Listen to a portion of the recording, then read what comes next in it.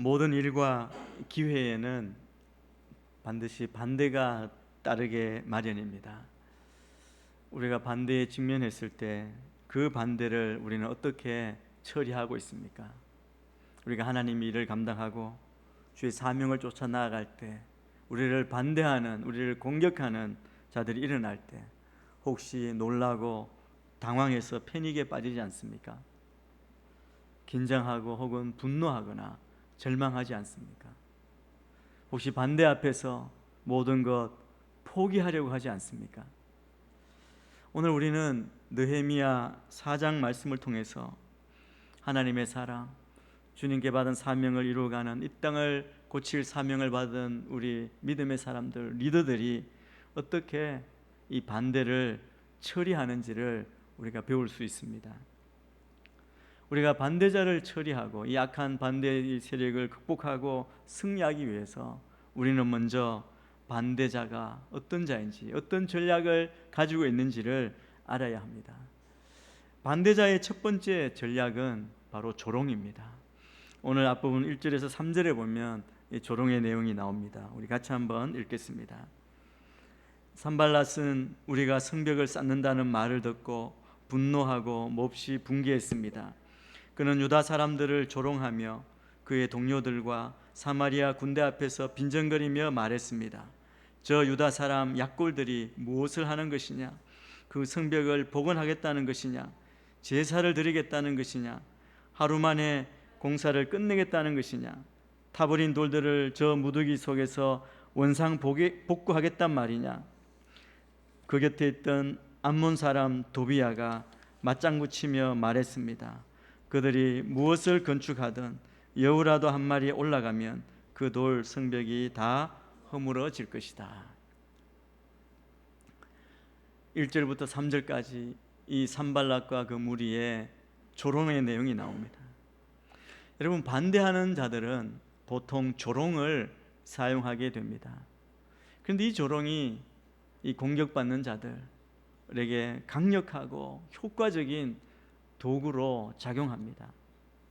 그래서 오늘날 또 여전히 이 조롱으로 공격당하죠. 여전히 사용되고 있는 도구입니다. 오늘과 같은 경쟁 사회에서 더 특별히 흔하게 사용되고 있습니다. 우리가 걸어가고 있는, 경험하는 이 시대, 지금 이 상황을 우리가 한번 바라보십시오. 세상은 계속 교회를 조롱합니다. 깎아내리고 시비 걸고 하나님의 사람을 우스갯거리로 만들고 우리들을 유약하고 무지하고 광신적인 사람으로 치부합니다. 모든 목사들을 급쟁이나 사기꾼처럼 여깁니다. 이것은 그들이 조롱을 가지고 우리 교회를 공격하는 것이죠. 왜 이 조롱이 이렇게 효과적으로 사용되는 것입니까? 왜냐하면 이 조롱은 우리의 자존심을 건들기 때문입니다. 자존감만 아니면, 자존심을 건드리는 것만 아니면 모든 것을 우리는 다 이기고 참고 감당할 수 있을 것 같습니다. 그만큼 조롱은 우리를 힘들게 합니다. 그렇다면 그들이 사용하는 이 조롱의 동기는 무엇일까요? 오늘 말씀해 보면 산발랏은 예루살렘 거민들이, 유대인들이 성벽을 쌓는다는 말을 듣고 분노하고 몹시 붕괴했습니다. 이것은 이성적이지도 않고 논리적이지도 않습니다. 조롱은 이렇게 이성의 대체물이고 빈정거림은 논리의 대체품입니다.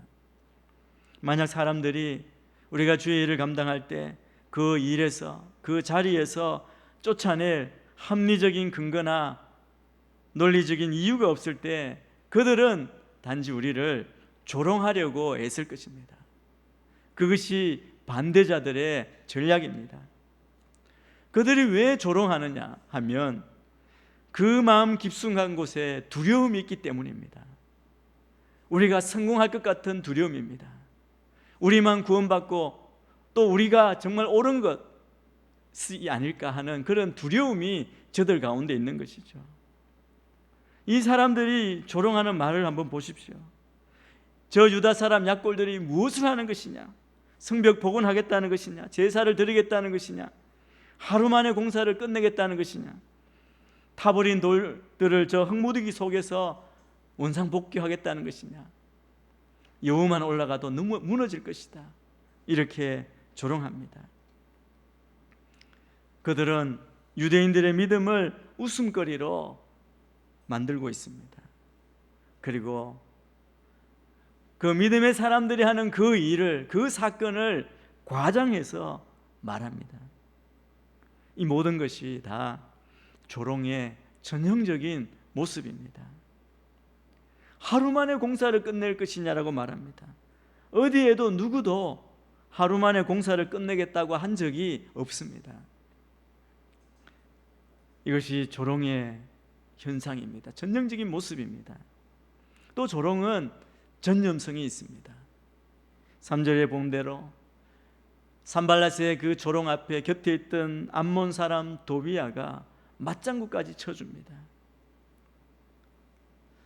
이 반대자의 첫 번째 전략인 조롱을 기억해야 합니다. 두 번째 반대자의 전략은 우리를 대항하는 것입니다. 저항하는 겁니다. 그들은 반대자들을 규합하였습니다. 7절 8절 말씀을 한번 보겠습니다.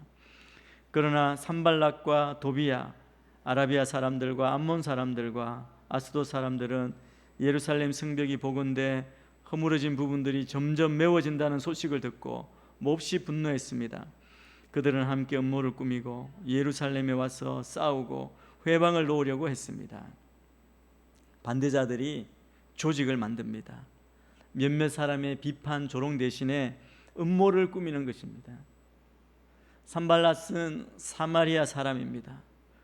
예루살렘의 북쪽에 살았습니다. 아라비아 사람들은 남쪽에 살았고 도비아와 암몬 사람들은 동쪽에 살았고 아스돗 사람들은 서쪽에서 공격합니다.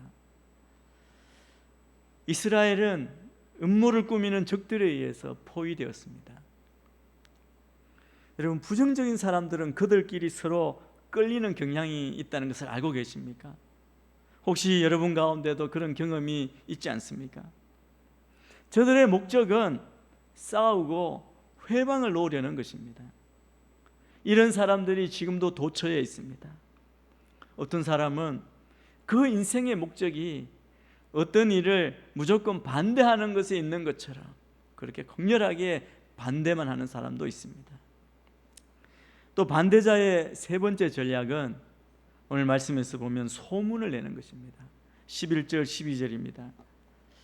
또 우리의 원수들은 그들이 알아채기 전에 우리가 그들 가운데 들어가서 그들을 죽이고 그 일을 중단시켜야겠다라고 말했습니다. 그들 가까이 사는 유다 사람들도 우리에게 와서 그들이 사방에서 우리를 치려한다고 10번씩이나 말했습니다. 소문을 퍼뜨리는 가장 빠른 방법은 두려움을 부추기는 것입니다. 소문의 내용이 11절 12절 방금 읽은 내용 말씀에 나와 있죠. 그런데 사실은 그들이 그렇게 할 힘이 없었습니다. 그런데 공격에 대한 소문만으로 모든 유대인들을 동요시키기에 충분한 것이었습니다. 소문은 종종 우리의 반대자들이 사용하는 것입니다. 우리는 오늘 말씀을 통해 이 소문의 두 가지 성격을 우리가 알 수 있습니다. 그것을 알아야 합니다.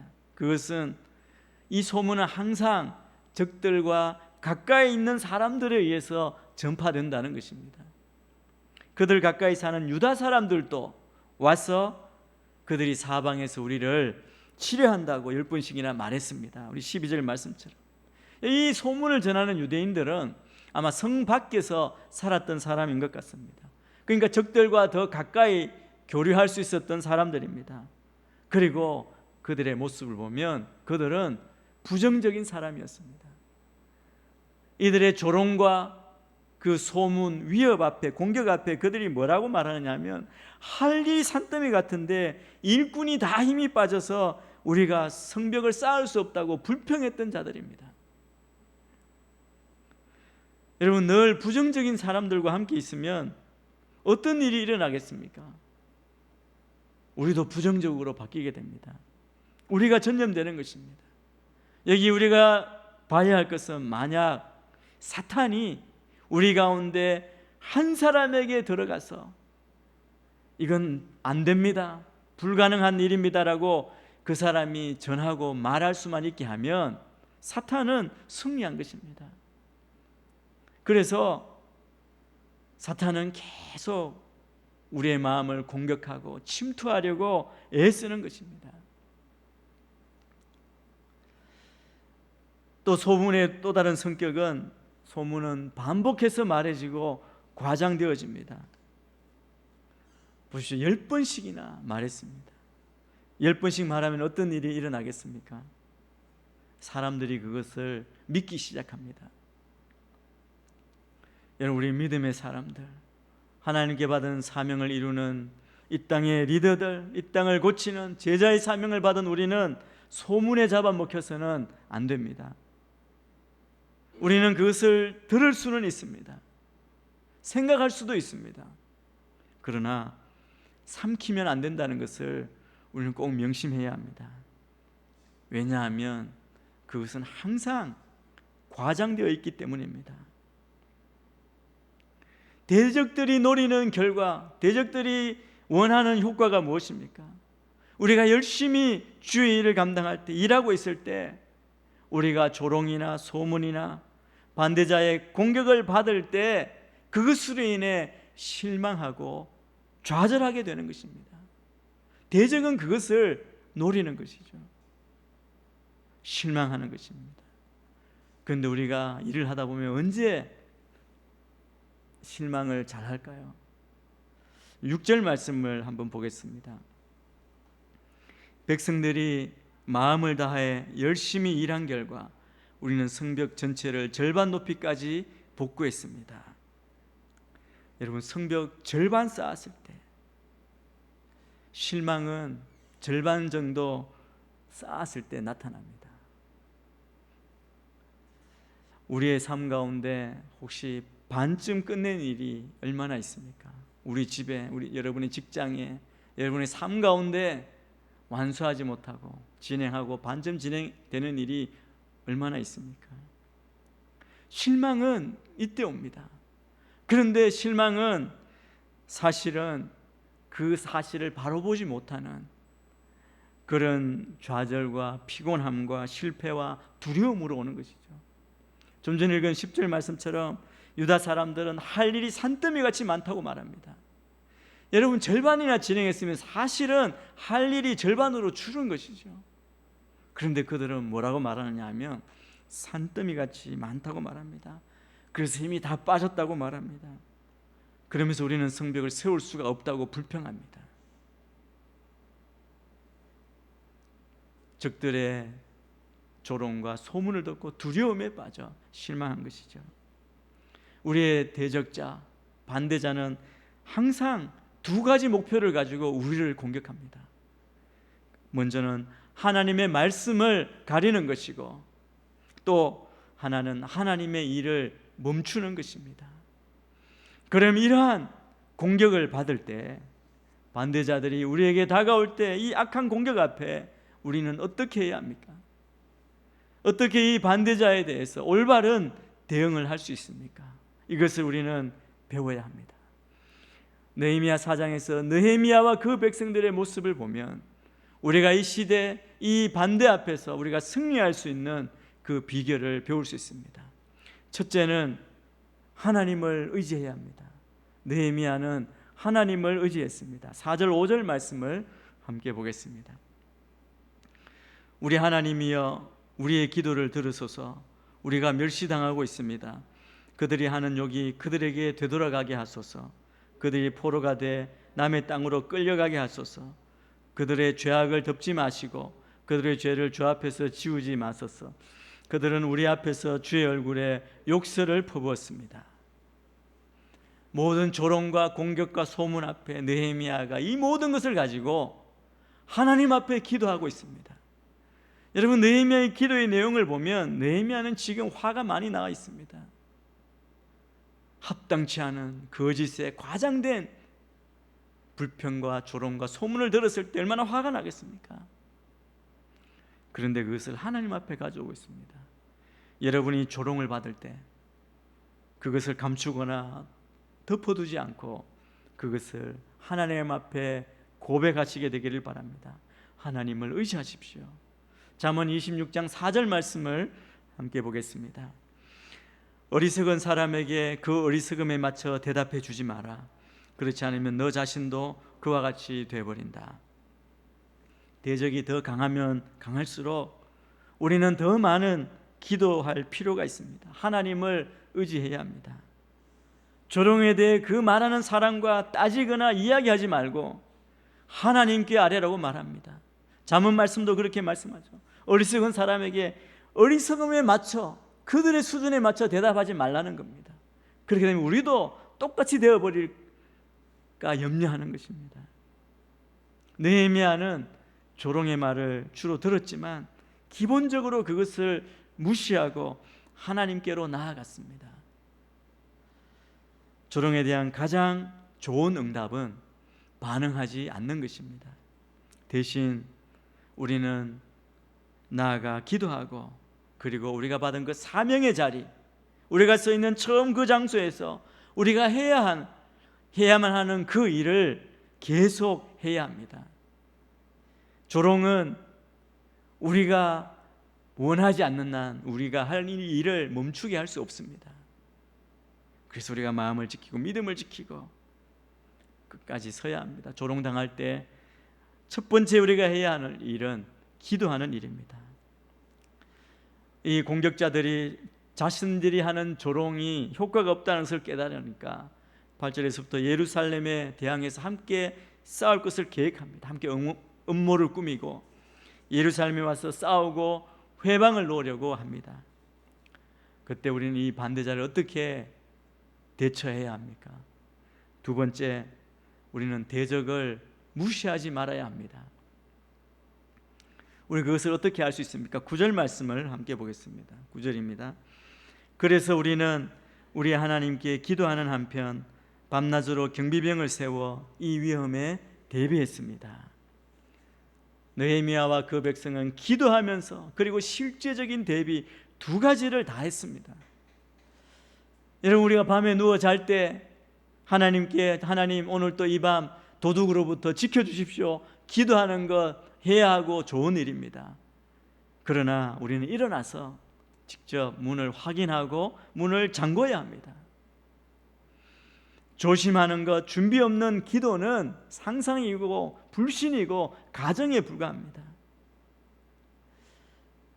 여러분, 우리를 공격할 때, 대적자가 반대자들이 우리에게 나올 때 하나님을 의지하십시오. 그러나 그 대적을 우리는 조심하고 유의해야 합니다.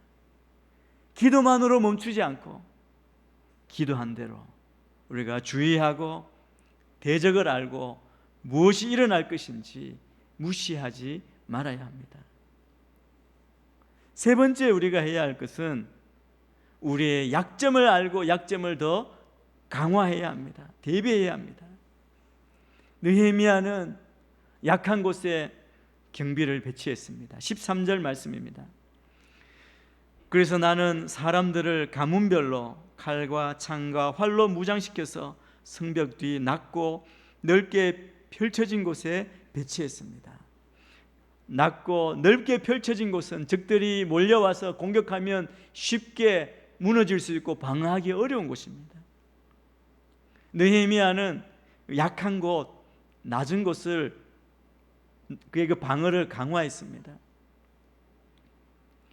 여러분은 여러분의 약점이 무엇인지 알고 있습니까?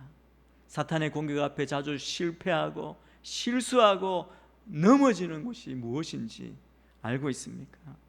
여러분의 성품에서, 믿음에서, 여러분의 사업 가운데, 가족 가운데 공격에 쉽게 노출되어 있는 곳이 있습니까?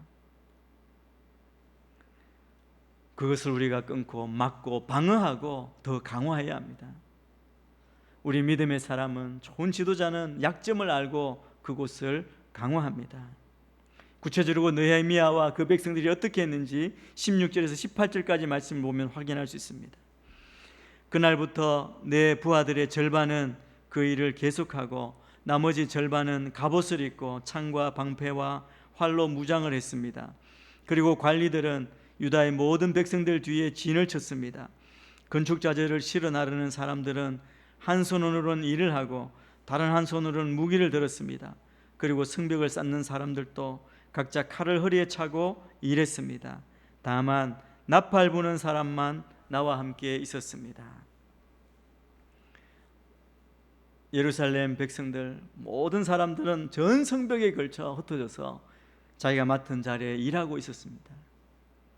그 도시는 여전히 공격에 취약했죠. 군대도 없었고 전문가도 아니고 모두가 다 아마추어였습니다. 그래서 느헤미야가 대비합니다. 자기 옆에 나팔수를 들고 나팔 소리를 들으면 모두 그곳으로 달려오라고 말합니다. 적이 오는 곳에 그곳에서 함께 힘을 합쳐 함께 싸우자고 한 것입니다. 저는 원리가 여기에 있다고 생각합니다. 공격당할 때 우리는 소통의 길을 열어놓아야 합니다. 느헤미야는 전 도시를 군대 진영과 같이 바꾸었습니다. 모든 사람들이 두 가지 일을 동시에 합니다. 일하고 무장했습니다. 여러분, 우리 이 땅 가운데 살아가는 심한 영적 싸움 가운데 있는 우리들은 건설과 전투를 동시에 해야 하는 사람입니다. 여러분, 느헤미야가 공사를 시작하고 절반이 되었고 소문을 듣고 조롱을 듣고 공격 앞에 사람들이 불평했을 때 느헤미야는 세 가지 선택안이 있었을 것입니다. 첫째는 안 되니까 포기하고 바벨론으로 다시 돌아가는 길이 있었을 겁니다. 또 하나는 누가 우리를 괴롭히는지 그 사람을 정리하자고 생각하고 공사를 다 멈추고 모두 모아서 같이 가서 싸우는 것, 선제 공격을 하는 것도 선택의 방안일 수 있습니다. 그러나 느헤미야는 성벽을 세우고 함께 방어하고 무장하며 같이 일하는 것, 그것을 선택했습니다. 우리는 전투와 함께 건설을 다 동시에 해야 합니다. 느헤미야의 이 건축과 또 전투 계획이 13절 아까 본 말씀이 있죠. 가문별로 배치했습니다. 왜 가문별로 했을까요? 공격받을 때 그때는 어느 때보다 도움이 필요합니다. 그래서 서로 더 적극적으로 돕습니다. 서로 소통이 잘 됩니다. 이것이 소그룹의 유익입니다. 격려와 도움, 지원이 어디서부터 오느냐 하면 가장 가까이 소그룹에서부터 오게 됩니다. 저는 여러분들이 결코 혼자 있지 않게 되기를 바랍니다. 결코 혼자 싸우려고 하지 마십시오. 우리의 반대자가 나타나면, 우리를 공격하는 대적을 만나면 도움을 받으십시오. 지원을 요청하십시오. 이것이 우리 순과 공동체와 교회의 목적 중 하나가 바로 그것입니다. 저는 우리 순과 또 공동체가 정말 서로 소통하고 이 흩어져 있는 이때 우리가 안심하고 서로를 위해 중보하고 기도하고 격려하고 도와주는 그 일이 아름답게 일어나 우리가 받은 사명을 잘 완수하는 믿음의 공동체가 되기를 축복합니다. 반대자를 어떻게 우리가 대처할 수 있습니까? 네 번째, 우리는 사람들을 안심시키는 자입니다. 사람들을 안심시키십시오. 14절 말씀을 보겠습니다. 백성들이 두려워하는 것을 보고 나는 귀족들과 관리들과 나머지 백성들에게 말했습니다. 그들을 두려워하지 마십시오.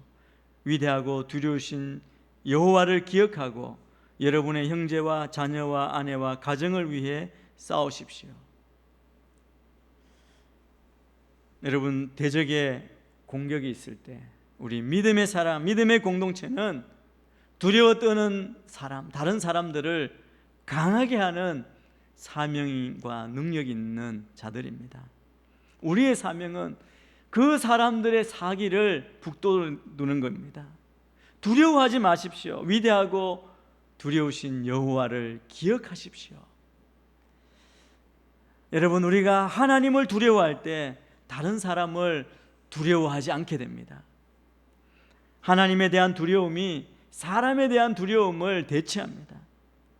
여러분, 만약 내가 하나님을 두려워하지 않으면 사람을 두려워하게 될 것입니다. 상황과 환경에 우리가 떠내려가고 우리의 영혼을 붙잡을 수 없게 될 것입니다. 그래서 느헤미야가 도전하는 것입니다. 두려워하지 마십시오. 위대하고 두려우신 여호와를 기억하십시오. 그리고 느헤미야는 계속해서 그들에게 이렇게 도전하고 있습니다. 19절 20절 말씀도 보겠습니다. 그때 내가 귀족들과 관리들과 나머지 백성들에게 말했습니다. 이 일이 크고 방대하기 때문에 일하는 지역이 넓어 우리는 성벽을 따라 너무 멀리 떨어져 있습니다. 그러니 여러분은 어디에 있든지 나팔 소리를 들으면 우리 쪽으로 집결하십시오. 우리 하나님께서 우리를 위해 싸우실 것이요. 일하는 유대 백성들이 느헤미야의 이 이야기를 듣고 얼마나 안심하여 했겠습니까? 우리는 흩어져서 자기 일에 열심히 열중합니다. 그러나 무엇 때문에 안심할 수 있습니까? 적들이 우리에게 오면 나팔 소리가 울릴 것이고 모든 사람들이 달려와서 우리를 도와줄 것이다. 안심하고 최선을 다해 자기의 사명을 다하는 것입니다. 나팔 소리가 그들을 모으는 포인트입니다. 그것이 사람들에게 확신을 주는 것입니다. 우리 믿음의 공동체도 그렇습니다. 외치고 소리치고 그리고 우리가 함께할 때 우리는 안심할 수 있습니다. 반대자를 대처하는 다섯 번째는 우리는 끝까지 포기하지 않아야 합니다. 중단하지 말아야 합니다. 15절입니다. 15절을 보겠습니다. 우리의 원수들은 우리가 그들의 계략을 알았고 하나님이 그들의 계획을 꺾으셨다는 것을 들었습니다. 그제야 우리는 모두 성으로 돌아와 각자 하던 일을 계속했습니다. 우리는 우리의 바깥에 반대자들이 있다는 것 알고 있습니다. 비판자들도 있고 또 그들은 조롱하고 소문을 낼 것입니다. 그러나 그것은 우리에게 문제가 되지 않습니다. 우리는 계속 하나님의 말씀대로 순종하며 우리에게 주신 그 사명을 감당하며 계속 진행할 것입니다. 우리는 혼란에 빠지는 것 거부합니다. 방황하는 것 거절합니다. 우리가 두려움에 떨고 좌절하고 실망하고 낙심하지 않습니다. 유대 백성들은 그들은 계속 하던 일을 하기 위해서 성벽으로 자기 자리로 다 돌아갔습니다. 반대자들은 음모를 꾸미고 예루살렘에 와서 싸우고 회방을 놓으려고 했습니다. 여러분, 이 대적자들의 목표가 무엇입니까? 그들의 목표는 회방하는 것이고 또 그들의 두 번째 목표는 중단시키는 겁니다. 그들이 하는 일을 멈추게 하는 것입니다.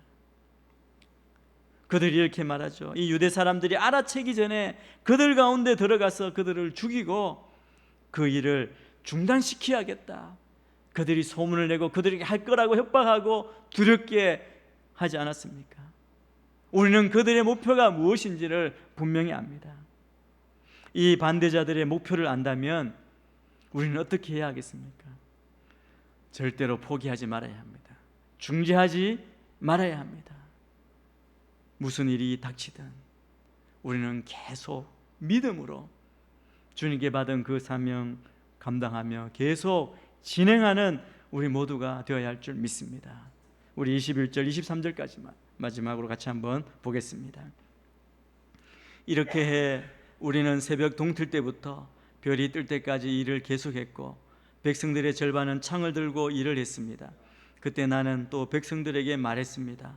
각 사람과 그 부하들은 밤에는 예루살렘 성 안에서 지내면서 경계를 서고 낮에는 일꾼이 되시오. 나도 내 형제도 내 부하도 나와 함께 경배하는 사람도 옷을 벗지 않았고 각자 무기를 갖고 있었으며 심지어 물 마시러 갈 때도 그렇게 했습니다. 백성들은 포기하지 않고 느헤미야로부터 모든 백성에 이르기까지 한 마음으로, 여기 보니까 옷도 벗지 않고 그 일에 매진했습니다. 하나님의 사람은, 리더는 절대로 포기하지 않습니다.